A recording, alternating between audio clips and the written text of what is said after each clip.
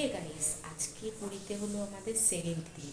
আর আজকে সকাল সকাল ঘুম থেকে উঠেই দেখো শাড়ি পরে রেডি হয়ে নিয়েছি। আর এখন আমরা চলে যাচ্ছি জগন্নাথ মন্দিরে পুজো দিতে। আর এখন বাজে সকাল 6টা। চলো ভিডিওটা দেখতে থাকো। আমরা জগন্নাথ মন্দিরে চলে এসেছি। এই দেখো, এটা হলো বাইরেটা, কারণ ভেতরে ফোন অ্যালাউ করে না, তাই ভেতরে ফোনটা নিয়ে ঢুকতে পারলাম না, তাই বাইরে থেকে পুরো ভিডিওটা করে নিলাম। আমাদের জগন্নাথ মন্দিরে পুজো দেওয়া হয়ে গেছে, এরপর আমরা চলে যাচ্ছি হোটেলে। তো গাইস, এখন আমরা সকালবেলা রেডি হয়ে বেরিয়ে পড়েছি ঘুরতে। তো চলো আমরা কোথায় যাচ্ছি দেখি। আমাদের ঘুরতে যাওয়ার জন্য বাস চলে এসেছে। তো দেখো, জায়গাটা তো খুবই দারুণ, আমার তো খুবই ভালো লাগছিল, যেহেতু পুরীতে আমি ফার্স্ট টাইম এসেছি। তো আমরা প্রথমেই চলে গেলাম কোণারক সূর্য মন্দির দেখতে। তো দেখো, প্রচণ্ড ভিড় হয়েছিল।